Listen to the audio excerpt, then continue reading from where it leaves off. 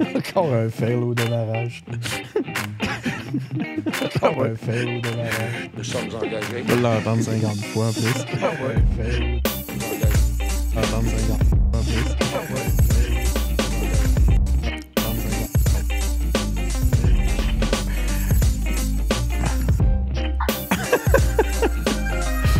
OK.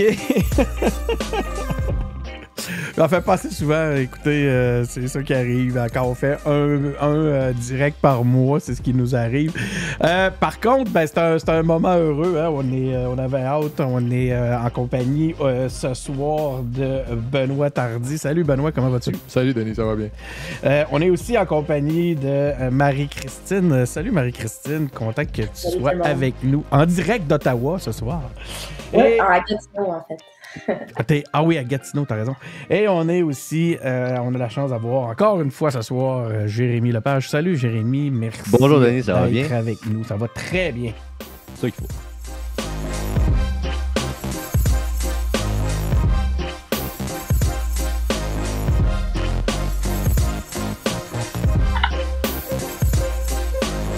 Bon, fait que c'est ça.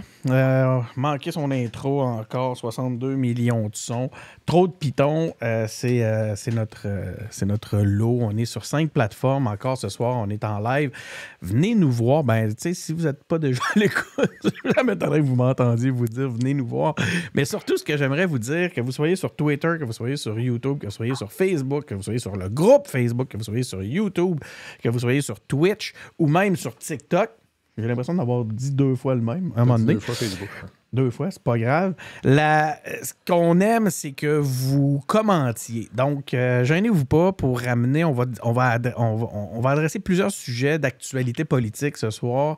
Gênez-vous pas pour commenter, pour amener vos points de vue, proposer des sujets. On va lire ça de même en direct, peu importe la plateforme.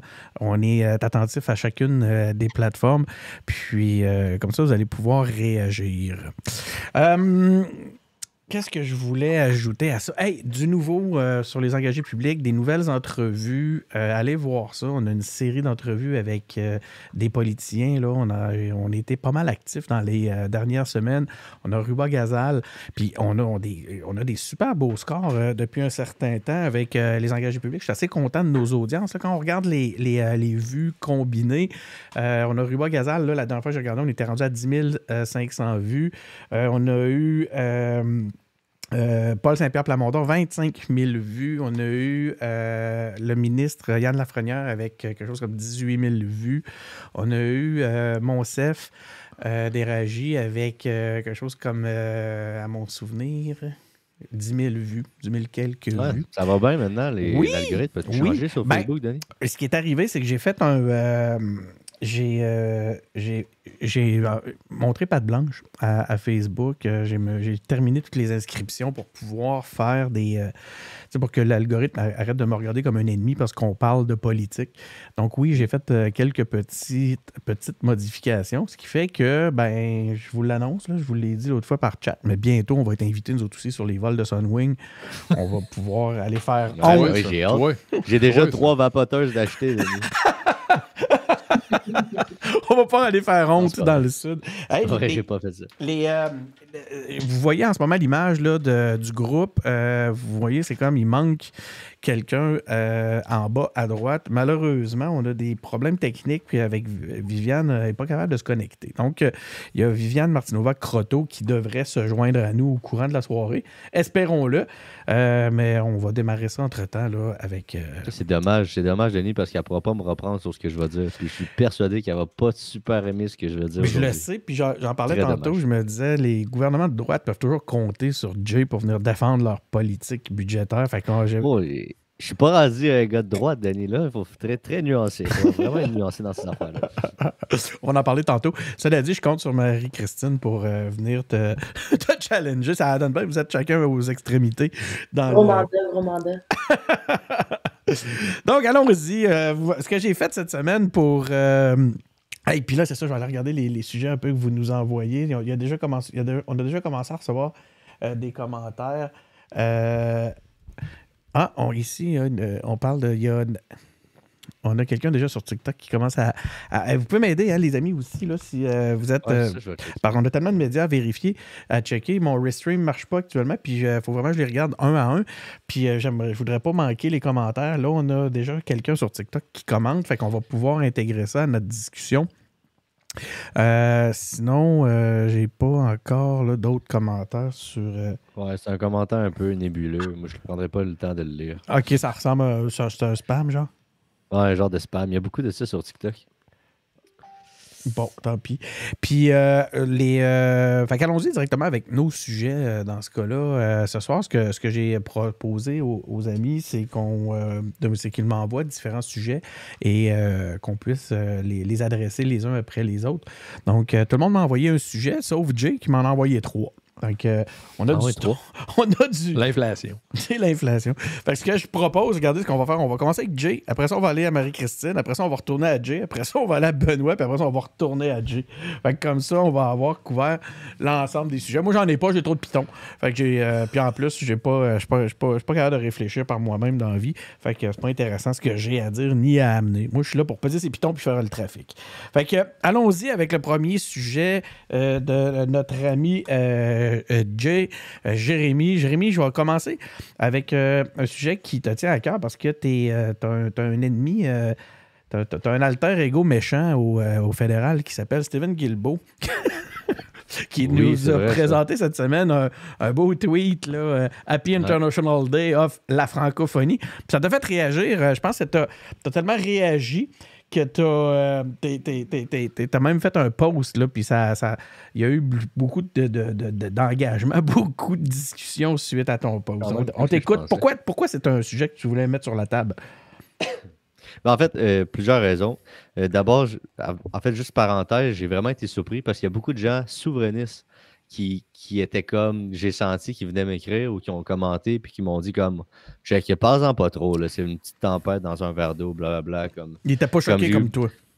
Il était vraiment pas choqué comme moi. Moi, j'étais pas super choqué, en fait. J'étais juste comme, bon, choqué! C'est une shot parmi tant d'autres, comme il va en avoir d'autres, il y en a toujours eu. Je suis même plus surpris de ça. C'est juste que si moi, en tout cas, moi, je me dis, si je le partage pas, si j'en parle pas, qui va le faire? Parce que c'est ça aussi, le Canada, ce petit mépris-là, ce petit laisser-aller-là, comme, on fait ça comme ça, puis le français, comme, genre, ça va évoluer comme ça va évoluer, puis ce sera pas tant la fin du monde. Comme... Fait que, après, je parlais comme Ronnie, qui fait des podcasts avec nous autres, qui nous disait, les ministres font des tweets dans les deux langues, leurs publications sont dans les deux langues, il ne faut pas être surpris. Puis je suis comme, OK, mais pourquoi il l'a supprimé d'abord, son tweet en anglais? Oui, effectivement, j'ai vu ça. En français. J'ai vu qu'il avait effectivement supprimé son tweet parce que tantôt, je cherchais justement pour mettre une image pour accompagner ton propos, puis je n'étais pas capable de faire une saisie d'écran. Son tweet avait été effacé. Fait que c'est ça, c'est plus comme... C'est plus ironie, c'est comme une nouvelle définition dans le dictionnaire du mot ironique, mais comme c'est pas une grosse affaire, j'en conviens, là, parce que je suis pas surpris, puis c'est pas la fin du monde. En plus, c'est probablement dans les faits une erreur de son employé, bien avant une erreur de... Oui, parce qu'ils doivent avoir comme consigne, quand tu regardes l'ensemble de tous ces tweets, chaque tweet est en anglais et en français, donc probablement... Ouais. Mais ça demande quand même un manque de sensibilité, minimum, un manque de professionnalisme de la part de ceux qui gèrent les médias sociaux, mais on reconnaît, là, on est-tu surpris? Marie-Christine, es-tu vraiment surpris, toi, qu'un Canadien gérant les médias sociaux, Stephen Guilbeault, n'ait pas pensé que c'était peut-être pas une bonne idée? Bien, ce qu'on dit à Ottawa, c'est qu'il y a deux langues officielles. Hein? Il y a l'anglais puis la traduction simultanée. Puis là, on est un peu là-dedans. Là, surtout que sur Twitter, en fait, il y a la fonction traduire le tweet. Fait que tweet en français, je pense que ça aurait été suffisant là, pour que tout le monde comprenne, particulièrement dans le contexte en ce moment.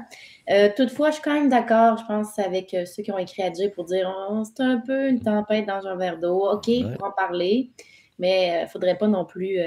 augmenter non plus l'importance de ce seul tweet-là. Et ce qui est beaucoup plus fondamental, c'est la place du français qui est constamment tassée. Puis même si on y va d'un peu plus macro, moi, ce que j'aime pas dans une tendance quand on parle du français, de la défense du français, c'est cette petite tendance à Ottawa de vouloir imposer la défense des langues autochtones, qui est super légitime, à la défense du français, qui est aussi légitime. Parce que dans le fond, ce qu'on veut, c'est refuser l'hégémonie de la langue anglaise. Il faut revenir à ça. C'est ça l'essence de la lutte, je pense. Puis ça fait en sorte que les intérêts de la protection des langues autochtones et la protection du français vont de pair ensemble. Donc, je trouve que c'est pas mal plus intéressant de parler des vrais enjeux et surtout de donner le goût de parler en français plutôt que de dénoncer constamment. Ouais. Je trouve qu'on ne cultive pas assez cet amour de la langue. Et peut-être qu'on parlera là, de d'autres pubs qu'il y a eu. Oui, on l'a à l'ordre du jour. On va pouvoir en parler tantôt. Allez pas trop vite là-dessus parce que on va pouvoir la regarder tout le monde ensemble puis réagir. Puis j'aimerais ça entendre Benoît qui lui-même. Et Benoît, toi, t'es professeur de français. C'est quoi exactement? Linguiste? Ben, moi, ma formation, c'est en linguistique, effectivement, mais je suis enseignant à l'Université Laval. Je ne suis pas un professeur, fait que je ne suis pas en grève ces temps-ci, moi. Donc, t'as pas eu le temps de te faire une idée puis de pouvoir nous répondre. Ben, c'est pas ça, l'idée. Je fais une blague. Qu'est-ce que tu... J'ai pas grand-chose de plus à ajouter que ce que les autres ont dit. Effectivement, là, moi, je pense que c'est clairement... ils sont dans le beat de traduire systématiquement tous les tweets, puis là, ils ont traduit celui-là sans se poser la question qu'est-ce que ça allait donner comme résultat, qu'est-ce que ça allait provoquer comme réaction. Puis, c'est à peu près ça. Là, c'est pas, je suis d'accord avec tout le monde. Là, c'est pas tragique, mais ça démontre quand même que regarde, il n'y a personne qui se préoccupe de ça. Les sentiments des francophones, là, alors que les sentiments, c'est pas mal important ces temps-ci. Les sentiments des francophones, des Québécois francophones, ça, non, ça n'a pas lieu d'être pris en compte trop. Tu l'expliques comment que les sentiments des francophones seraient moins importants que les sentiments du reste de la collectivité? Ben, parce qu'on n'est pas une minorité au même titre que les autres. Je n'ai pas de vraie réponse à ça. Marie-Christine, as-tu un point de vue, toi, là-dessus? Ben, on est dans une situation paradoxale au Québec, c'est-à-dire qu'on est majoritaire chez nous, mais on est minoritaire au Canada et même en Amérique du Nord. Donc, c'est un peu une position mi-figue, mi-raisin. Donc, ça fait en sorte que pour analyser la posture québécoise, la situation québécoise, on n'a pas le choix de faire beaucoup de nuances et de ne pas tomber dans les raccourcis. Malheureusement, on est dans un contexte où c'est plus les raccourcis qui priment. Et ça fait en sorte que c'est complexe quand on analyse la situation du Québec, là, c'est sûr. C'est quoi la loi 96? On a Tommy sur Facebook qui aimerait ça qu'on parle de la loi 96. Je m'en souviens même pas c'est laquelle. Ça se relié à la langue? C'est la loi sur la laïcité. Non, c'est la loi sur la langue française. Oui, c'est pour défendre la langue. Ça l'est justement. C'est pour ça que je me disais, c'est-tu le moment d'amener le sujet? Tommy, il aurait aimé qu'on en parle. Cela dit, s'il pouvait nous donner une question un peu plus précise, on pourrait parler de ça avec lui. Amène-nous ta question, Tommy, gêne-toi pas. On va mettre ça à l'ordre du jour de ce live, de ce direct. Hein, OK, ben... un élément intéressant vas-y, Marie-Christine. La langue française, c'est que ça reconnaît que la loi 96 reconnaît le français comme langue officielle et commune du Québec et a plusieurs modalités qui gravitent autour. Bon, là, si on faisait une analyse poussée de comment fonctionne la loi, peut-être qu'on pourrait analyser chaque mesure, puis peut-être celles qui sont plus opportunes, celles qui sont moins opportunes. Mais ce qui est important de savoir, c'est que l'idée, c'est de valoriser le français. Et moi, ce que je trouve intéressant, c'est d'un point de vue du droit constitutionnel, cette charte-là va un peu commencer à définir la charte du Québec. Donc, c'est un sujet qui est à part entière, mais qui n'est pas inintéressant.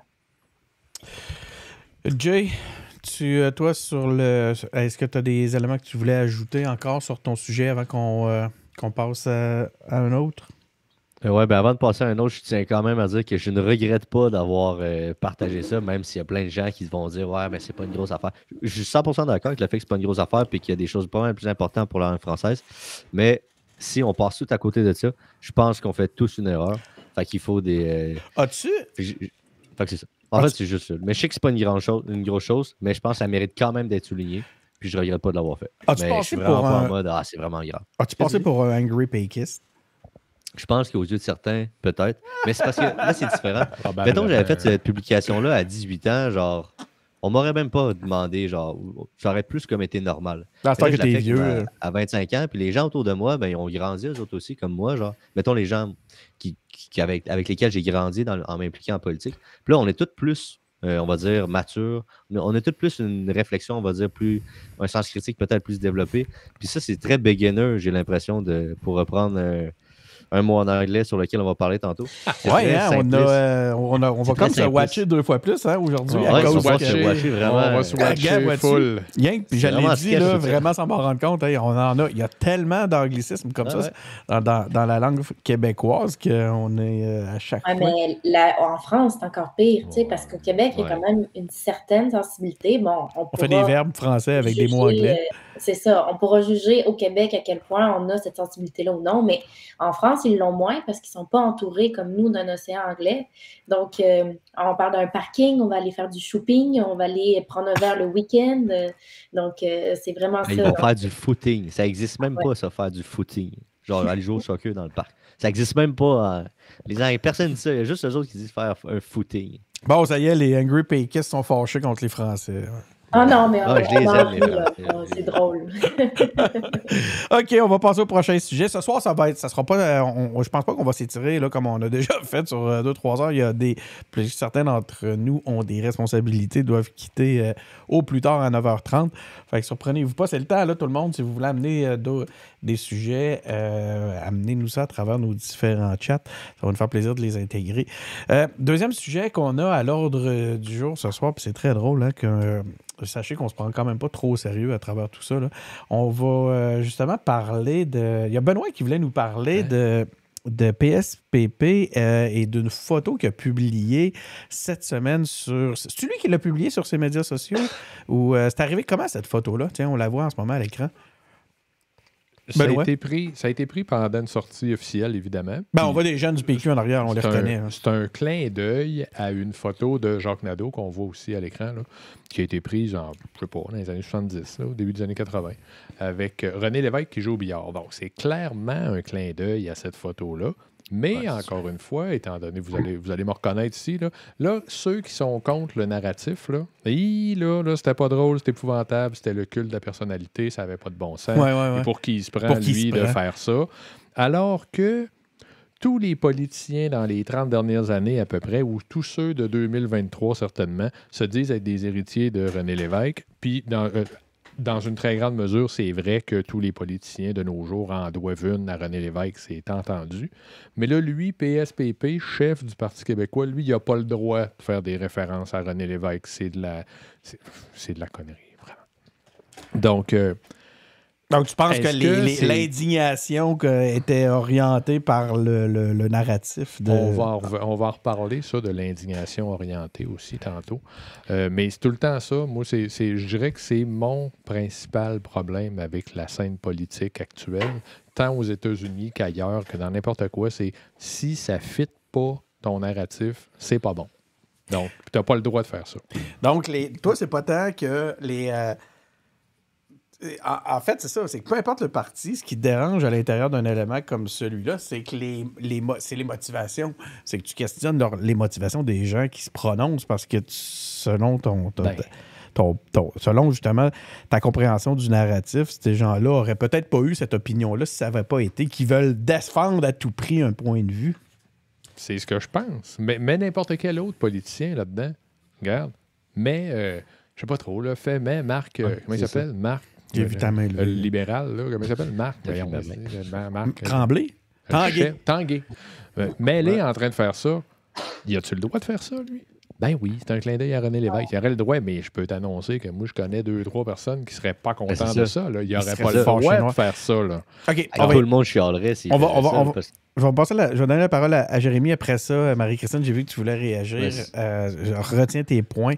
Vas-y, Jérémy. Toi, c'est exactement ça, en fait, parce que moi, je faisais comme... Moi, en fait, moi, je suis pas mal d'accord avec Benoît, mais comme il a le droit... Moi, quand j'ai vu ça, en fait, je me suis dit, il me semble que ça aurait été plus nice d'attendre en 2026 pour genre... Ils vont être au pouvoir. Mais genre pendant la campagne, mettons. Ah. Mais outre ça, mettons, je fais l'avocat du diable, puis je pose une question piège à Benoît. Puis je dis, mettons, c'était Gabriel Nadeau-Dubois qui avait fait exactement ce même concept-là. Est-ce que, genre, ça t'aurait frustré?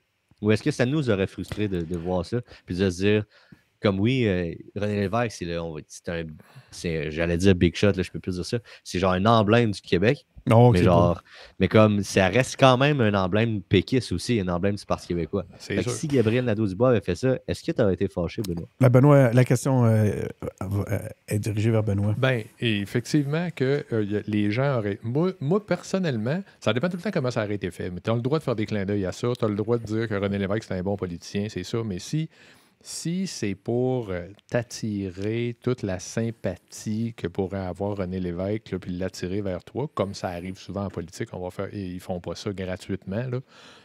Ça, c'est plus talent parce que c'est pas son parti. Hein? Ils les aiment pas, les péquistes, Gabriel Nadeau-Dubois, dans l'absolu. On peut dire ça. Fait que c'est plus délicat de ce côté-là, mais en même temps, faut pas virer fou non plus. Là. Moi, je dis qu'il faut pas grimper d'un rideau tout le temps. Ben, Chris, faut pas grimper d'un rideau. Là.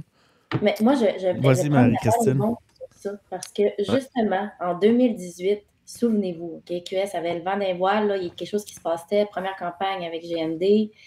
QS se revendiquait justement de l'héritage de René Lévesque. Il y avait des belles pancartes, un pays à écrire. Là, c'était une fleur de lys qui se transformait en colombe et qui en envol. Là.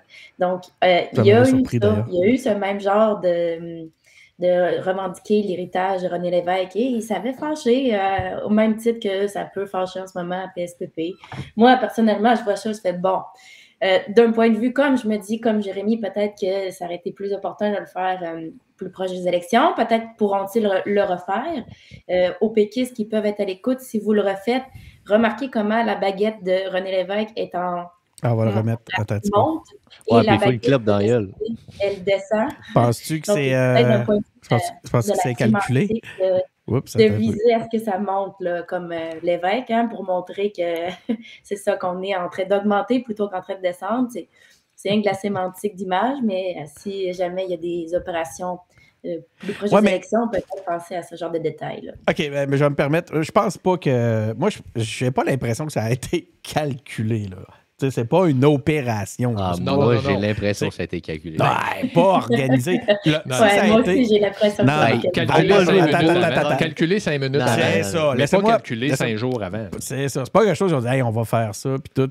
Écoute, si c'est de ce niveau-là, leur stratégie, ça me surprendra en tabarnouche parce que j'ai eu l'occasion d'en parler avec lui, mais c'est un peu cheap. Par contre, si c'est un clin d'œil le soir même, puis quelqu'un, tu sais, moi, je crois plus, je pense plus qu'on est dans cet ordre-là. Aller au-delà de tout ça, dans ce genre de d'action-là, je pense que c'est en voir un peu ce qu'il y en a. Mais là, tu n'as pas l'air d'accord, Marie-Christine, fait que je vais te retourner la parole. Toi, tu penses que c'est genre... Non, écoute, je pense pas non plus que... C'était dans un calendrier éditorial, là, ça, cette affaire-là. Puis, il avait prévu ça. Puis là, Moi, je pense que ça peut être... tu sais, je pense que quand ils ont pris la photo, ils avaient en tête... Ils savaient très bien ce qu'ils faisaient. Ils n'ont pas juste pris une photo puis ils ont fait ça c'est sûr. Ça, je suis d'accord. Mais ça n'était pas planifié depuis le début mars. C'est bon, le 17 mars, on va aller faire une photo.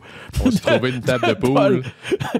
Je pense pas qu'il y ait ce niveau de planification. De toute façon, c'était une petite critique constructive et amicale que je disais. Parce que même pour une photo spontanée, c'est bien de penser à ce genre de sémantique-là. Moi aussi, je trouve ça... En fait, moi, je trouve ça sympathique.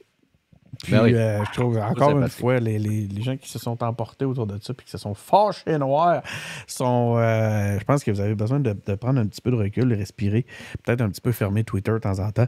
Hey, en parlant de commentaires sur les médias sociaux, on a Alexandre qui est en feu. Alexandre Gervais, qui est un de nos auditeurs les plus participatifs, qui est comme déchaîné à ce soir. Là. Il nous a comme rempli le chat d'une shot. Alexandre, merci beaucoup. C'est vraiment le genre de truc qu'on apprécie. Donc, ce que je vais faire, c'est que je vais nommer je vais essayer de revenir au focus, parce que moi, j'étais un gars flou dans la vie. Puis, maintenant que je suis revenu un petit peu plus net. OK. Alexandre, il nous dit... j'ai manqué une partie du live, pas grave, Alexandre, on te pardonne. Avez-vous parlé du conflit entre Montréal et le gouvernement du Québec? On pourrait ajouter ça peut-être un petit peu plus tard. Toi, tu parles évidemment de les habitations. Donc, je pense quand même que c'est même à Québec. Je pense qu'elle pouvait parler. Comment tu dis? ouais, Viviane, s'il avait pu se connecter, là, elle a eu des soucis, mais elle voulait l'aborder, là, Viviane. Elle voulait en parler, elle. Hein. Il y a Alexandre aussi, il nous parle. Effectivement, c'est ça, c'est le conflit sur le logement. Puis Alexandre aussi, il nous parle. Il pose la question, puis ça me fait rire parce que c'est une question que j'ai posée, là, peut-être. Là, 3 ou 4 lives. Ouais. Est-ce que le municipal serait rendu la principale opposition à la CAQ? Donc, avec Bruno Marchand en tête dans ce contexte-là. Hey, mais, OK, attendez un peu, les amis, je m'excuse. Moi, j'en amène un sujet. Le 3e lien, c'est donc bien rendu une blague. Il n'y a plus personne qui y croit. Il n'est pas dans le budget, il n'est pas nulle part. Tout le monde rit. Il n'y a plus personne qui travaille activement à s'y opposer. Il n'y a même plus personne qui y croit. Moi, je pense qu'il faut juste arrêter de parler de ça, puis c'est tout. Ça va mourir tout seul. C'est tout. Puis il faut arrêter de frotter dans la face de ceux qui en veulent encore un, que ça n'arrivera pas. Je veux dire, tu sais, il faut arrêter ça. Ouais. Faut pas les humilier. C'est ça. Je veux dire, ça se fera pas et c'est tout. On n'a pas besoin d'en parler plus. C'est un bel exemple d'opposition municipale.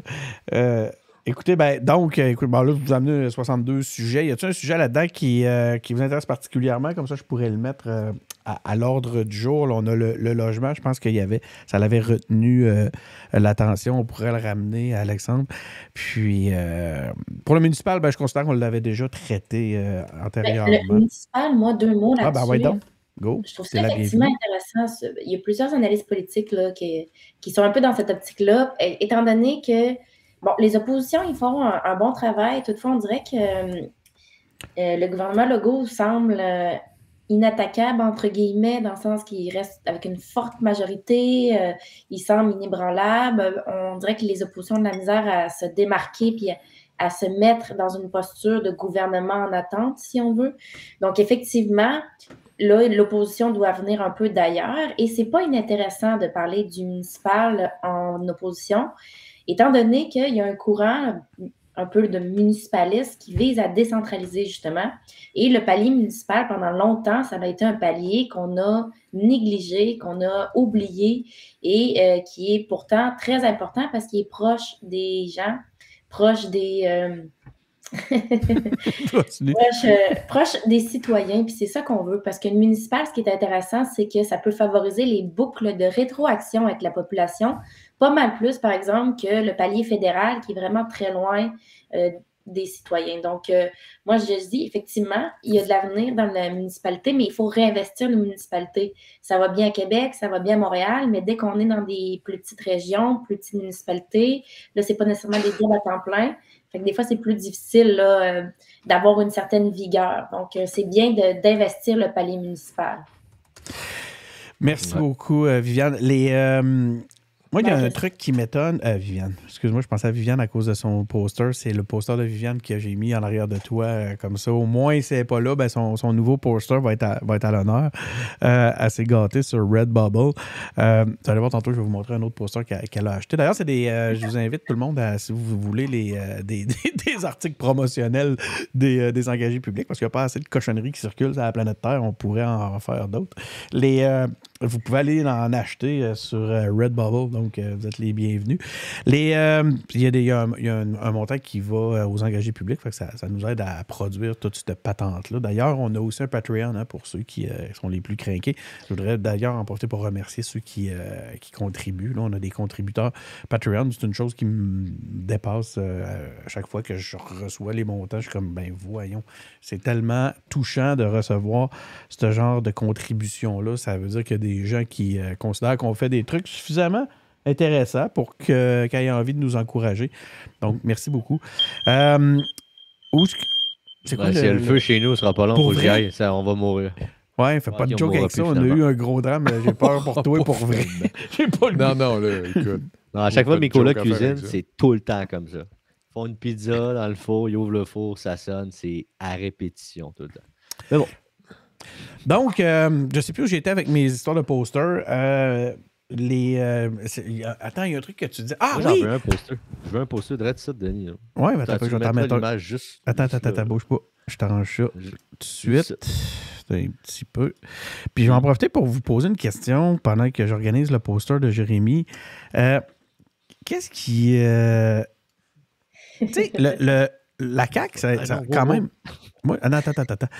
Moi, je suis pas... tu sais, j'aime beaucoup mes amis de la CAQ. J'ai des sympathies avec, quand même, avec ce gouvernement nationaliste-là. Par contre, je me demande, il est où notre ce gouvernement imputable, là, qui s'est présenté sous l'aspect de l'imputabilité. En ce moment, je suis comme un petit peu déçu sur cet aspect-là. Je ne sais pas ce que vous en pensez. Est-ce que tout le monde... On a vu plusieurs ministres un petit peu s'affranchir de la responsabilité de certaines... De certaines actions dernièrement. Merci beaucoup, Jérémy, de nous... On dirait quasiment qu'il y a un système d'alarme ici qui essaie de nous attirer l'attention. Hey, dans mon appart, il y a 6 ou 7 extincteurs de feu. Comme on mourra jamais de feu dans mon appart. Ma proprio Parfait. malade mentale là-dessus. Ben oui, mais je suis bien content. Donc, Désolé. imputabilité, caquiste, est-ce que on s'est fait survendre ou qu'est-ce qui se passe avec l'imputabilité caquiste, Benoît? C'est une excellente question. Je dirais que l'imputabilité... Écoute, que les gouvernements décident tout d'un coup que là, c'est moins grave une fois qu'ils sont au pouvoir, alors qu'ils disaient qu'ils seraient super imputables si on les mettait là. C'est pas la première fois que ça arrive. C'est malheureusement pas la dernière fois que ça va arriver non plus. Parce qu'il y a des affaires que tu contrôles pas puis que tu veux pas contrôler parce que ça amène un paquet de troubles. Puis bon. Mais dans le gouvernement, là, moi, Fitzgibbon, je l'aime moins que les autres. Tu disais qu'il y en a que t'aimes puis il y en a que t'aimes moins. Là. Moi, Non, je disais pas ça, mais c'est pas continue. mon préféré, mettons. Je trouve que lui, c'est de lui que tu parlais quand tu disais qu'il Non. s'est mis au-dessus de... Non? Non, c'est que je regardais, par exemple, tu sais, tout ce qui s'est passé dans le dossier de la SAAC. Disons qu'on s'en est lavé les mains assez rapidement.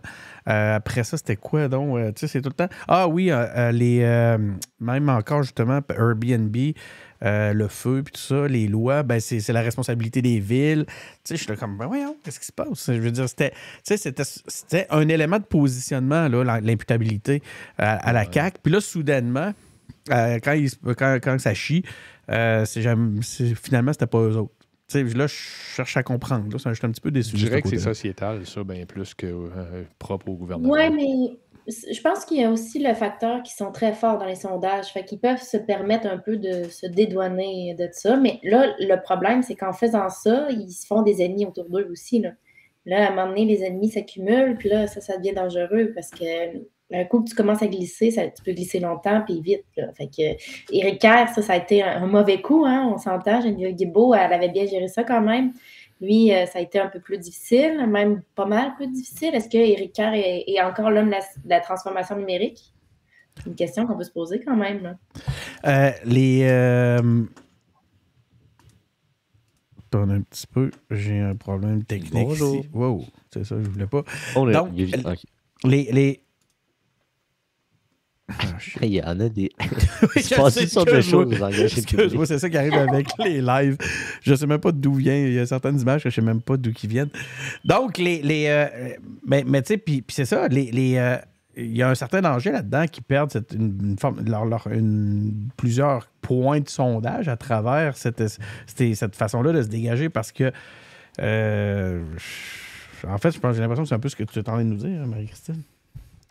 Oui, ben, tout à fait. Oui, c'est pas mal. C'était ça mon point.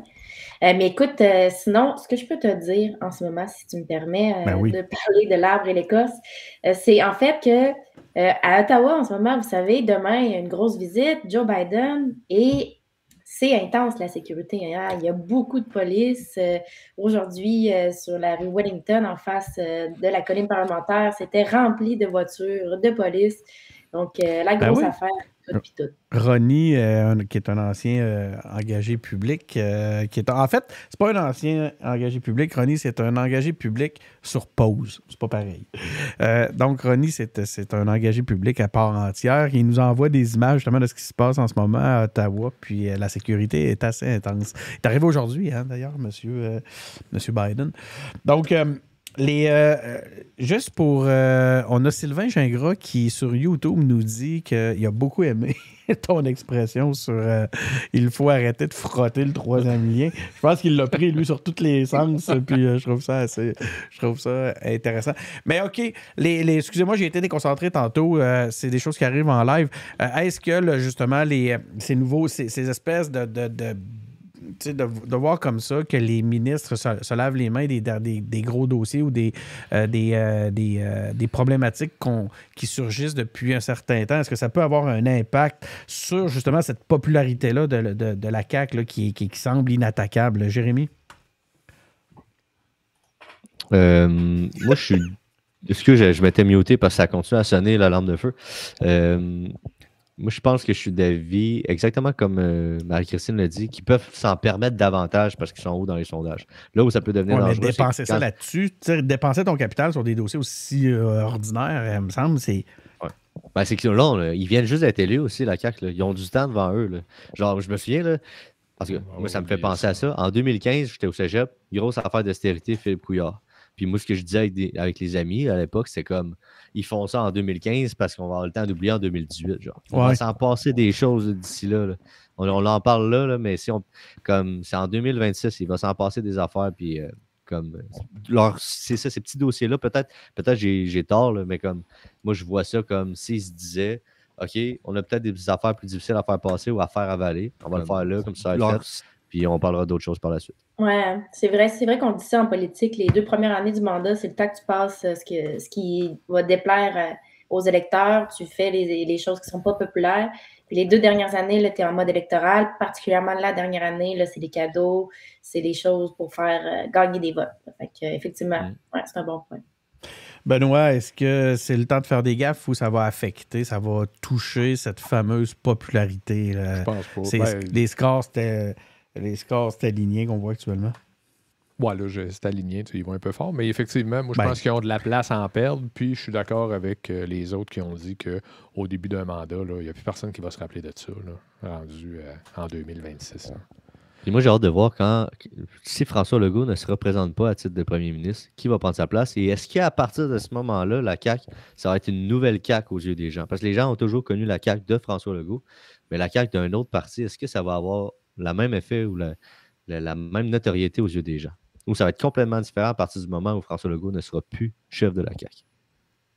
Ça va être un beau sujet d'émission, ça, quand ça va être rendu ça. Mettons, là, un jour, François Legault se lève et il dit « Ah non, moi, j'abandonne mon poste. » Qui va se battre pour avoir cette place-là? Parce que là, il y a des péquistes là-dedans qui vont se lever. On dirait, ça me tente. Moi, je pense qu'il y a 2-3 libéraux qui vont dire, attends un peu, on va regarder ça, nous autres, ce parti. Je pense que ça va exploser. Ben, ça a un potentiel, en tout cas. Il y a un potentiel de pôle à faire. Hein? Est-ce que ça va être l'aile fédéraliste ou l'aile souverainiste qui va gagner, qui va en sortir? Est-ce que ça va imploser? C'est sûr que les amateurs de politique, là, ça va faire jaser. Là. Ça commence déjà à faire jaser. Ouais, je suis très curieux. OK, allons vers un de nos autres sujets. On a... donc, attendez, j'avais dit que j'allais dans l'ordre. Donc, on revient au sujet de Jay. On va y aller, avec cette fameuse pub sur le français. Là. On va écouter ça. Jay, avant de la commenter. Ça sera pas long. Je vous mets ça, tout le monde. On l'a ici, en primeur. Ah oui, nice. On l'a ici. Donc, on l'écoute tout le monde ensemble. Le faucon pèlerin. Cet oiseau de proie vraiment sec est reconnu pour être assez chill. Parce qu'il est super quick en vol, il peut passer la majorité de son temps à watcher son environnement. Mais malgré que ses skills de chasse soient insane, l'avenir du faucon pèlerin demeure sketch.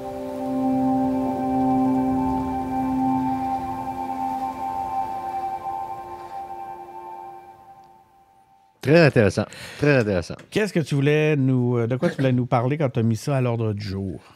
Parce que j'ai vraiment eu l'impression que quand c'est sorti, ça a comme suscité débat. Puis là, les gens, en fait, tu avais comme 2 équipes. Tu avais l'équipe des jeunes, t'es comme, c'est pas parce que je dis le mot sketch, c'est pas je dis le mot beginner, puis c'est cool, puis c'est une scène, que ça va nécessairement induire la fin du français au Québec. Puis tu as l'autre équipe, qui en général est plus composée de personnes moins jeunes, on va dire, qui est plus comme, non, c'est exactement ça, le déclin du français, c'est parce qu'on anglicise notre belle langue, puis c'est un problème.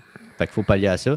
Puis, au-delà de tout ça, mettons, on prend un pas de recul, puis on n'est dans aucune équipe, ça fait discuter, genre, cette pub-là. Genre, elle polarise un peu. Je sais pas si elle polarise tant que ça, mais ça a fait parler. Les gens sont pas indifférents. Fait que du moins, comme il n'y a pas d'indifférence, il y a des gens qui en parlent. Puis ça, c'est une très bonne chose parce qu'on parle de notre langue française, du fait qu'on a envie de la protéger, de la préserver. Mais ensuite, en fait, c'est comment, genre, puis à quel niveau, puis de quel degré. Est-ce que c'est plus des responsabilités individuelles? C'est plus de nature étatique où l'intervention de l'État joue un gros rôle? C'est un gros débat à ce niveau-là. Puis moi, en tout cas, pour vous partager mon avis, au début, mon premier réflexe a été de me dire ouais, c'est pas parce que moi, j'en dis des mots en anglais. J'ai comme grandi comme ça, malgré moi. Puis je fais des fautes d'orthographe aussi. Fait que tu sais, je suis vraiment mal placé pour dire parlez mieux puis écrivez mieux. Je suis très, très mal placé pour dire ça. Mais en même temps, fait que là, j'écoutais cette pub-là, je me disais, ouais, mettons que je suis pas super j'étais plus dans l'équipe des jeunes, mettons, on va dire. Puis là, après, j'ai tombé comme par hasard sur une photo. Ben, en fait, c'est pas par hasard, là, c'est justement parce que ce débat-là était revenu. Sur une photo sur les internets, c'était comme une citation de Gilles Vigneault qui disait que la meilleure façon de protéger sa langue, c'est de bien la parler, de bien l'écrire, puis surtout de la lire. Puis là, j'étais comme, ouais, c'est pas fou ça. C'est pas fou ça que Gilles Vigneault a dit, que la meilleure façon de protéger sa langue, en fait, c'est de la lire, de la parler, puis de bien l'écrire, puis surtout de bien faire ces choses-là. Parce qu'à partir du moment où les gens vivent leur culture, leur travail, puis leur passion en français, ben comme ça assure la pérennité de ta langue dans un contexte, comme Marie-Christine a dit, où on est entouré d'anglophones en Amérique du Nord. On est en majorité ici, mais en minorité en Amérique du Nord. Fait que, bref, c'est très complexe. Puis je pense de plus en plus que, ouais, il faudrait potentiellement faire plus attention individuellement à notre façon de parler, mais ce ne sera pas facile quand les gens comme moi, puis tout ça en dessous de moi même, ils vont grandir dans une génération où Netflix, puis Disney+, puis Amazon Prime, ça fait partie de la culture, plein de séries américaines, blablabla. Fait que ça fait partie de notre mode de vie. Montréal aussi qui s'anglicise, comme c'est fou comment, genre, c'est énormément anglais à Montréal, puis tu peux très bien vivre sans parler un mot français. Genre, il y a vraiment un enjeu de ça. Fait qu'en tout cas, bref, j'ai parlé beaucoup. J'ai hâte de vous entendre. On va aller, je pense que Marie-Christine brûle d'intérêt. Vas-y, Marie-Christine. Un peu, oui. Mais première fois que j'ai vu ça, j'ai fait « Oh, wow! » Tu sais, ça m'a fait rire, honnêtement. Mais après ça, je me suis dit « Ah, mais je suis pas certaine qu'on vise la bonne cible. » Parce que l'affaire avec cette pub-là, c'est qu'elle fait porter le fardeau aux jeunes, mais il faut leur donner le goût du français aux jeunes. Donc, il faut susciter le désir. Puis pour ça, ben, c'est d'avoir plus de production de qualité, moderne, avec son époque en français. Donc, c'est pas de critiquer, c'est plutôt de promouvoir. Puis, bon, certains diront on peut faire les deux, mais j'ai pas l'impression qu'on fait vraiment les deux. Puis dans ce cas-ci particulièrement, comment c'est perçu? Ceux qui vont se sentir visés, est-ce qu'ils vont dire « Ah ben oui, ils ont raison, je vais changer mon attitude » ou ils vont se braquer, ils vont dire « La défense du français, c'est ringard, on m'attaque parce que j'ai des mots en anglais, c'est eux qui sont du mauvais côté de l'histoire, etc., etc. » Donc moi, je me demande, est-ce que l'effet voulu et l'effet produit? J'en suis pas certaine. OK, certes, ça fait parler, mais je pense que ça fait aussi ombrage au message qui, lui, est tout à fait pertinent et valide. Donc, surtout que c'est pas nouveau, hein. Pensez, par exemple, à Robert Charlebois avec Québec Love, ou mettons avec Jerry Boulet, avec Oui, mais mes blues, passe plus n'importe. Tu sais, il y avait son groupe Offenbach. Donc, les expressions en anglais, c'est pas une réalité nouvelle. Ça a toujours été là. Ça fait partie de nos grands de la musique. Donc, j'ai l'impression qu'on a raté la cible avec cette pub-là. Mais en fait, peut-être que l'objectif, c'était justement d'en parler, genre. Puis que ça, ce serait un objectif réussi, en fait. Je sais pas. Mais on n'est pas dans leur peau. Je vais passer la parole à Benoît aussi, mais je vais répondre à Marie-Christine par rapport à ce qu'elle vient de nous dire, parce que moi, ça m'interpelle un peu. Moi, je pense pas qu'ils ont passé à côté de la cible. Je pense au contraire que, tu sais, faut voir ça comme des continuums. Premièrement, j'aurais beaucoup de mal à comparer l'univers publicitaire avec l'univers créatif et culturel dans le cerveau. Tu sais, quand tu fais des liens avec la culture, comme en ramenant des tonnes de Charlebois et tout ça, je ne mettrais pas ça dans le même bag. Par contre, si on le regarde sous un point de vue... c'est drôle, j'ai dit le même bag. Si on le regarde sous un point de vue, je pense que c'est un peu incontournable, cette notion-là, puis c'est un élément d'identité québécois, c'est justement le fait que on ait une série, tu sais, on va mélanger les centimètres puis les pieds, on va, tu sais, le système métrique, le système impérial, tout ça, on vit avec des certains termes anglais. Là, une époque, on en avait encore des différents. On en avait beaucoup, mais des différents. Aujourd'hui, ça en est d'autres. On en a remplacé sans nécessairement garder un lexique anglophone du passé, parce qu'il y a eu cette espèce de révolution-là, à un moment donné, où il y a eu une prise de conscience. Puis c'est là que je vais, moi, par rapport à cette publicité-là, c'est que dans un ensemble communicationnel, et c'est aussi la mission de cet organisme-là qui a à communiquer, je pense qu'ils réussissent très bien à nous faire prendre conscience. On en utilise donc bien. Puis ça, je pense qu'à ce point de vue-là, c'est une réussite. Il y a une prise de conscience qui a été... Maintenant, je suis avec toi, là, j'adhère à 100% quand tu nous dis, là, maintenant, si ça devient un phénomène une idée pour... une initiative pour stigmatiser une génération, je pense pas qu'on était là. Certains en profitent pour faire du mille là-dessus puis dire, bon, gardez les jeunes. Puis là, après ça, ben, si les jeunes se sentent attaqués là-dessus, tu sais, c'est drôle parce que ça me fait penser au débat qu'il y a eu autour de l'espèce de... Il y a eu comme un c'est quoi, non? Il y a eu un gala des Oliviers. Oui, un gala, là, dernièrement. Ouais. Il y a, Ouais, tu voyais, il y avait un débat entre les vieux puis les jeunes, puis j'écoutais ça, puis j'étais comme, c'est tellement ridicule. Puis je regardais, puis j'écoutais surtout TVA faire du millage là-dessus, puis le monde réagir sans comprendre que c'est du business, là, ce qui se passe à Québécois. Mais mais il reste une chose, c'est que fondamentalement, cette discussion-là, puis cette espèce de débat-là entre les vieux et les jeunes, qui était dans ce cas-là provoqué puis assez fake, il est décevant au final. C'est vrai. Moi, j'aurais aimé que cette publicité-là puisse justement juste nous dire « Hey, elle lève un flag, la pub. Vraiment, encore une fois, elle lève un flag. Elle lève, elle souligne une problématique potentielle. Puis juste en prendre conscience, je pense que c'est déjà un élément intéressant. Benoît, maintenant, on t'écoute. Bon, vous avez combien de temps, là? Dans le dessus, c'est Tout le temps qu'il faut. Tout le temps que tu veux. Écoutez, c'est un peu mon département, ça. C'est un peu mon département, ça, la langue. Fait que faut pas mélanger les affaires, là. C'est que ce qu'ils nous ont présenté, c'est un assez beau ramassé des anglicismes qui sont utilisés dans la langue familière, dans la langue courante. Ça, c'est si tu commences à dire sketch dans une présentation à l'université ou dans t'écris sketch dans tes travaux, là, on a des problèmes. Là, on a des problèmes. En tout cas, là, ça démontre que ton français est vraiment en train de se détériorer. À part ça, là, comme Denis l'a dit, là, des mots, on n'est pas des Français, là. Fait que de penser qu'on va parler comme des Français, là, c'est pas nécessaire, puis c'est pas non plus souhaitable. Il faut qu'on soit nous-mêmes. Après ça, il faut comprendre qu'il y a des registres de langue. Tu as le registre soigné ou soutenu, puis après ça, tu as le registre standard, puis tu as le registre familier. Puis les anglicismes dans le registre familier, c'est inévitable. C'est impossible qu'on n'en ait pas parce qu'on est pas mal entouré d'anglophones. Fait que c'est absolument normal qu'on va en avoir. Donc, il faut se calmer. Puis par rapport à la pub, moi, j'avais vu l'image, puis je comprenais pas le lien.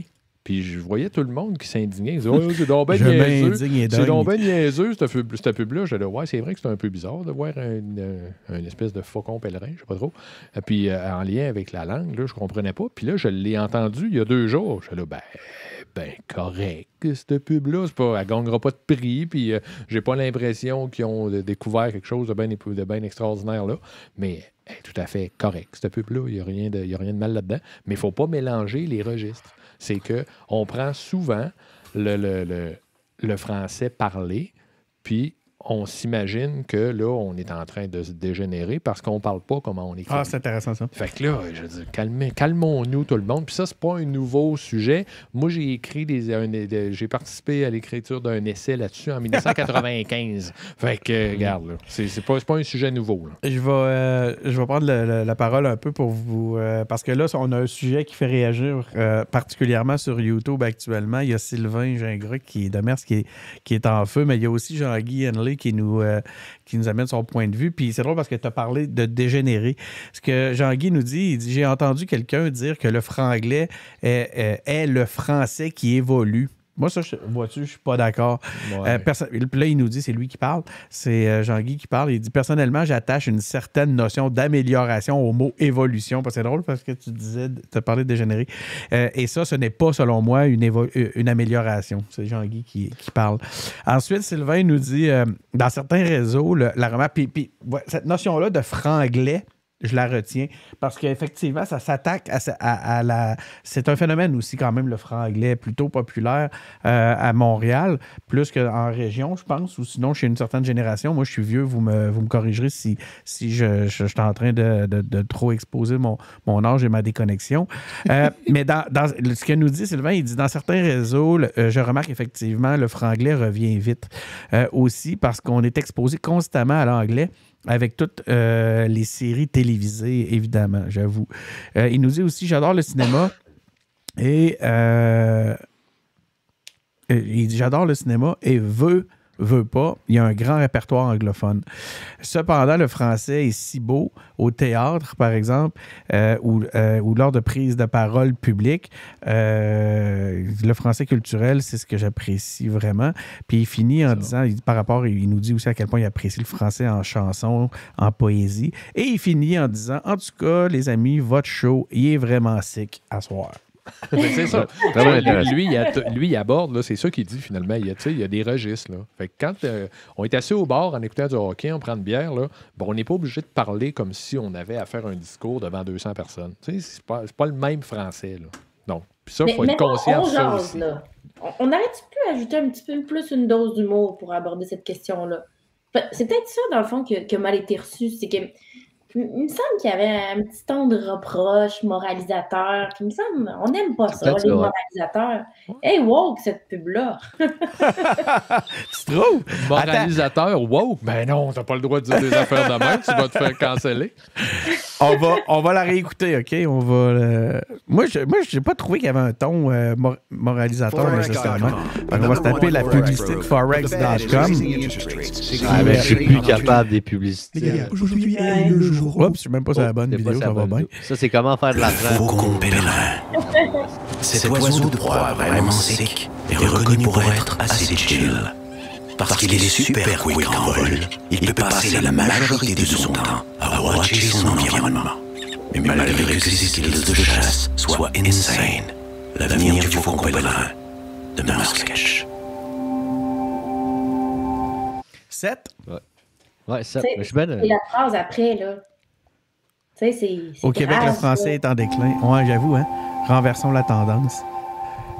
C'est parce que dans le fond, c'est ça, c'est que ça identifie le déclin à ça. Effectivement. Là, j'avoue que... Puis ça, c'est là que les gens ne sont pas nécessairement d'accord. Là, j'avoue que ça, moi, je l'avais un peu, par rapport à tout ce qu'on dit depuis tantôt, je l'avais un petit peu éludé, ce bout-là. Écoutez, super sujet. Je vais juste aller voir si ça continue à faire réagir. Merci beaucoup, Sylvain, pour le compliment à travers ton jeu de mots. Ta vivacité d'esprit, disons, plutôt que jeu de mots. Donc, allons-y maintenant. On va changer de sujet. Je ne vois pas d'autres gens qui reviennent sur cet aspect-là. On a des auditeurs, c'est le fun. Sur toutes les plateformes, on en a quelques-uns. C'est cool. Donc, allons-y avec notre prochain sujet. Là, je me demande tout le temps s'il n'y a pas quelqu'un qui voit mes notes. Tantôt, j'avais l'ordre du jour. C'est juste un ordre du jour. Donc, on avait dit un sujet J. Là, on serait rendu à quoi? Ben moi, je peux faire on est rendu à toi, on est rendu à la synthèse du... on dit-tu le GIEC? Je suis tellement bon GIEC? tout ce qui touche... Pourquoi c'est quoi cette image-là? Elle vient de où, celle-là? Ça flash, en tout cas. Donc, je suis tellement... je peux m'en oui, ça va m'arriver. Le jour va venir, mais pas moi. Mais je vais aller finir mon secondaire 3, puis je reviens tout de suite. 2 jokes de Pérus en ligne. Donc, c'est ça. Moi, je ne m'y connais pas beaucoup en actualité environnementale. Voilà. Donc, je vais te laisser, Marie-Christine, nous présenter la nouvelle que tu voulais nous parler. Il semblerait que la fenêtre se referme et c'est le GIEC qu'on dit. En fait, tout ça pour ça. Hein? Oui. Bon, c'est ça, je savais pas. international d'experts pour le climat. Il me semble que c'est ça, là. Vite de même, j'ai un blanc, mais globalement, c'est ça l'idée. Mais écoute, c'est drôle que tu m'avais mis le poster juste avant, en fait, de ce bord-là à l'écran. Peux-tu le remettre, le poster, Denis? C'est compliqué. Padam. Parce qu'il est super cool, ce poster-là, mais tu sais, quand on est dans la crise climatique, souvent on dit on est tous dans le même bateau, mais non, on n'est pas tous dans le même bateau. Hein? On est tous dans la même tempête, mais on a tous des embarcations différentes. Et le rapport du GIEC, notamment, pointe cela. Il y a entre 3,3 milliards et 3,6 milliards de personnes qui sont très vulnérables au dérèglement climatique. Et là, bon, on pourrait s'attarder. Dans le fond, c'est la synthèse du 6e rapport du GIEC qui a été publié. Est-ce qu'il y a des éléments nouveaux? Bon, pas vraiment. Ce qu'on sait, c'est que la captation carbone, hein, ce que les libéraux proposent là, pour amoindrir l'exploitation de gaz, de sable bitumineux, par exemple, c'est de capter le carbone. Bien, ce n'est pas une technologie qui va apporter la panacée. Ça, c'est un des éléments que le rapport apporte. Mais sinon, pour monsieur, madame, tout le monde, il n'y a pas de nouveau. Hein? On n'est pas dans la bonne direction. Je vous donne un petit exemple, OK? 1,5 degré, c'est ce qu'on vise, limiter le réchauffement à 1,5 degré. Puis si on atteint 1,5 degré, c'est une mauvaise nouvelle. Si on atteint à 2 degrés d'augmentation, la vie sur Terre est en péril. Si on atteint à 3 degrés d'augmentation, c'est quasiment inconcevable au vu des risques géopolitiques que ça représente de pouvoir s'en sortir. Et là, dans le fond, ce que le rapport nous dit, c'est que pour limiter à 1,5, il faut réduire de moitié nos GES dans la prochaine décennie.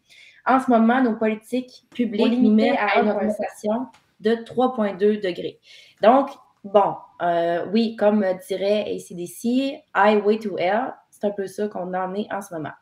Mais là, l'affaire, c'est que lorsqu'on parle des dérèglements climatiques, c'est facile de tomber dans l'alarmisme. Avec raison, on s'entend que la situation est sérieuse. Sauf que c'est pas efficace de tomber là-dedans. C'est pas efficace c'est de faire peur. On va tous mourir, c'est rarement une bonne stratégie. C'est ça. Parce que quand on dit qu'on va tous mourir, les gens se disent bon, ben, il est trop tard, on fera rien. Hein? Puis, je vais profiter de ma vie, puis je vais être individualiste, puis fuck off, hein, pour reprendre la pub de tantôt. Hein? Donc, je voulais vous parler d'un texte de Hugo Cordeau, étudiant en doctorat en économie à l'Université de Toronto, qui s'appelle « Le GIEC et la communication climatique ». C'est pas le seul texte sur le sujet, mais j'ai trouvé qu'il était vraiment bien fait, abordable à monsieur, madame, tout le monde. Lui, dans le fond, un élément intéressant qu'il dit, c'est qu'il cite une étude d'une équipe de chercheurs qui ont interrogé 40 000 individus dans 20 pays. Puis ces 20 pays-là représentent 70 % des GES qui sont émis. Et ce qu'ils sont venus à conclure, c'est que de vulgariser la science autour des changements climatiques, ça ne crée pas une meilleure adhésion aux politiques publiques nécessaires pour contrer les dérèglements climatiques. Toutefois, ce qui fonctionne bien, c'est d'expliquer davantage les politiques, comment ça fonctionne. Donc, par exemple, la bourse carbone, hein, c'est peut-être que Jérémy connaît plus ça. Comment ça fonctionne concrètement? Qu'est-ce que ça nous apporte? C'est pas quelque chose qu'on apporte, qu'on fait nécessairement tant que ça. On parle plutôt des conséquences de notre inaction. On parle moins des politiques publiques. Donc, c'est intéressant qu'il élabore là-dessus parce que c'est une différence significative là, que ça crée. Donc, ça revient à dire, les médias doivent en parler, expliquer les solutions, pourquoi elles sont importantes, mais surtout comment elles fonctionnent. Donc, par exemple, ce n'est pas une idée qui était dans le texte, mais quand on parle du transport en commun, OK? À place de dire il faut construire du transport en commun, là, les gens disent ouais, tu veux lutter contre l'auto solo. Non, non, non. Moi, ce que je veux, c'est de donner le choix puis miser là-dessus. La guerre à l'auto. On l'a eu ici au Québec, ça. Hein? La guerre à l'auto. C'est ça. Oui, c'est ça. Ben, parce que c'est ça, des fois, qu'on tombe. Mais on n'en est pas là-dedans. Nous, ce qu'on veut, c'est offrir un choix. Puis, dans le fond, si toi, tu veux sortir en ville, là, puis tu vas être sous, ben, tu vas avoir un transport en commun facilement accessible. Ton char est pété, tu n'as pas d'argent pour le réparer. Tu parlais-tu à Benoît, là, quand tu parlais de Gossou? Tu parlais de Gossou, là, je me sens visé. Ben oui, avec vos bières. Mais, tu sais, ça nous apporte quelque chose. Il y a un intérêt. Construire un système de train en grandeur du Québec, là, toi, ton chum, il habite à Montréal, toi, tu habites à Québec, c'est facile à les rejoindre, facile, tu peux travailler dans le train, c'est avantageux, tu gagnes du temps. Il faut miser sur ce que ça va apporter individuellement. Malheureusement, Ouais. l'humain est égoïste. Fait qu'il what's in for me, hein, pour faire suite à la pub, là, vraiment bien comme il Ouais. faut. Mais on est un peu là-dedans. Et c'est un élément que je trouvais intéressant. Juste, vous allez commenter, je sais, je veux juste dire une petite dernière chose avant. Le secrétaire général de l'ONU, Antonio Guterres, a lancé un appel limpide qui dit il faut arrêter de développer les sables bitumineux, il faut mettre fin à tout nouveau projet d'exploitation pétrolière. Et ça, j'espère qu'un certain ministre de l'Environnement, qui a déjà grimpé sur la tour Le du CN, préféré de Jérémy. ce message-là, parce que là, avec Baie du Nord, avec les forages pétroliers en mer, on n'en est pas là. C'est vraiment catastrophique. Il y a plein d'autres choses qu'on pourrait notamment parler. Un des problèmes, c'est qu'il n'y a pas assez d'argent d'investi dans la lutte à la transition climatique. Encore là, je me dois de faire une petite pointe à des projets comme Trans Mountain, qui était censé financer la transition énergétique, et pourtant, on est à 21,4 milliards de pertes. Alors, c'est vraiment pas de l'argent qui a été investi à la bonne place. Imaginez si la part québécoise de Trans Mountain avait été investie dans l'innovation verte, dans l'expertise d'Hydro-Québec, dans ce qu'on peut faire pour la transition. Imaginez le levier que ça aurait pu représenter. Donc, on en est là. Il y a des avantages intéressants, là. Juste d'un point de vue de l'économie, là, le marché de l'innovation verte, des technologies vertes, de l'expertise, ça se développe à vitesse grand V, donc il y a des considérations économiques. L'inaction nous coûte beaucoup plus cher que d'agir, et on n'en est plus à dire il y a une date butoir, là. Il faut comprendre que ce que le GIEC nous dit, c'est plus on attend avant d'agir et pire ce sera. Il n'y a pas de date butoir, on est déjà embarqué là-dedans, on est déjà dans ce chemin-là, il faut en prendre conscience, et c'est justement un des points de la communication climatique qui disait il faut que notre élite intellectuelle soit bien au fait de ça. Donc, notamment ce que M. Cordeau disait dans son texte, il faudrait que si tu te rends aux études supérieures, par exemple au cégep et à l'université, forcément, dans ton parcours, tu as des cours d'initiation à la crise climatique. On est tous là-dedans, ça touche tous les enjeux, tous les dossiers, tous les métiers du monde. Donc, il faudrait qu'il y ait des cours imposés dans tous les domaines pour sortir notre élite intellectuelle de l'ignorance, parce qu'on en est rendu là, on est tous dans la même tempête. Il faut trouver des solutions pour s'en sortir. Si j'ai bien compris, Vas-y, j'ai bien compris, tu es en train de nous dire que le coût d'opportunité est très élevé. Donc, la deuxième option à laquelle nous renonçons, soit celle de faire attention à l'environnement, quand le Canada et nous, par la porte d'à côté, fait le choix d'exploiter ses ressources pétrolières. La deuxième option à laquelle on renonce, soit donc celle de ne pas le faire, a des coûts, genre, puis a une valeur. Et que ça, c'est plus élevé que, dans le fond, le choix qu'on fait soit celle d'exploiter, puis de ce que ça va nous donner pour ensuite investir dans la transition, puis blablabla, puis perpétuer ce cycle-là. Fait que c'est très intéressant. Je suis très d'accord avec toi. Il y a des commentaires sur nos médias sociaux. On a, premièrement, merci Justin Dubé pour ton commentaire, là. Désolé, je ne l'avais pas vu pour ce qui est de la francophonie. On a malheureusement passé à un autre sujet depuis. Mais ton idée était très bonne. Pour ceux qui sont curieux, vous irez lire ça. Léa Sylvain Gingras qui nous dit sur le sujet des changements climatiques, il souligne que le GIEC publie un guide de survie pour l'humanité. Donc, il trouve que le titre est fort, puis il trouve que ça accentue l'éco-anxiété. Est-ce qu'on est rendu à un moment où l'éco-anxiété est nécessaire? Après ça, Sylvain nous dit, ça c'est moi qui l'ai rajouté, Sylvain nous dit, la solution, selon lui, passe par la construction d'un récit plus positif, plus qui rend justement les efforts pour contrer les effets néfastes, désirables, donc pour aborder les efforts justement nécessaires pour réaliser la transition et la décroissance. Est-ce que ça va dans le sens, je pense que ça va dans le sens de ce que vous disiez tantôt, hein, quand même?